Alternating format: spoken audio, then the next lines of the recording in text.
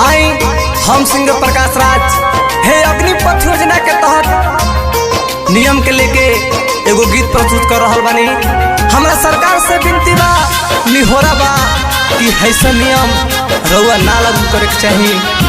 हर आदमी भर के दिल पे लागता कि 40 साल 50 साल की उम्र में 4 साल की नौकरी में का करी।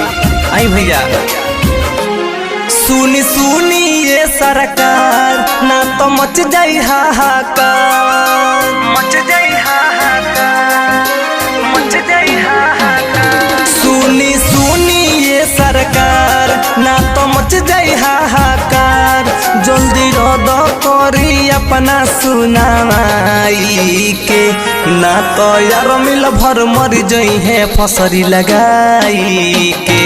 ना तो यार मिल भर मर जई है फसरी लगाई के।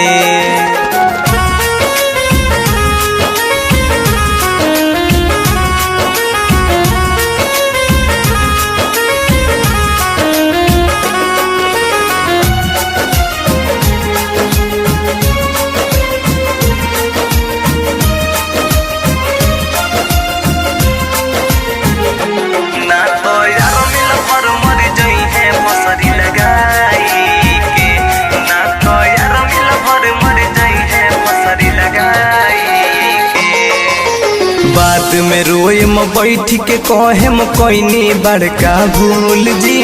जोड़ी के हथवा कहिले कदी पहले वाला रोल जी।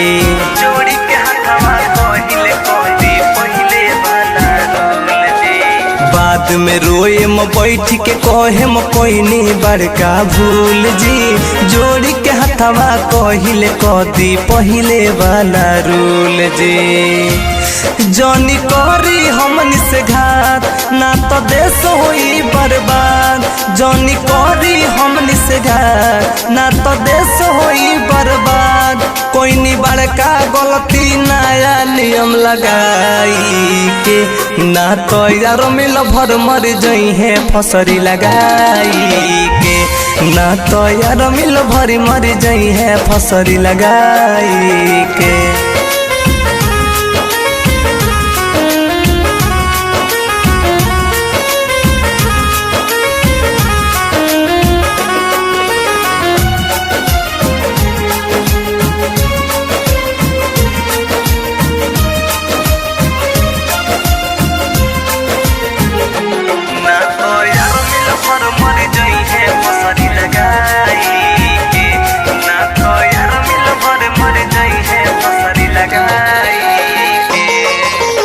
भोला बेदर्दी करन बाबू कहे बतिया साच जी।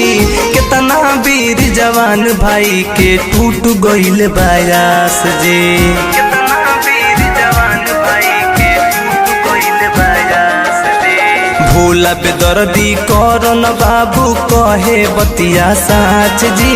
कितना वीर जवान भाई के टूट गइल बायास जी।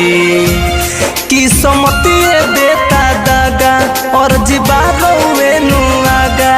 की समतिए देता दागा और जीवावे रोवे आगा।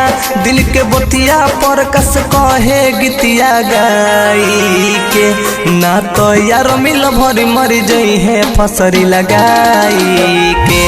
ना तो यार मिल भरी मर जई है फसरी लगाई के। Bombay digital recording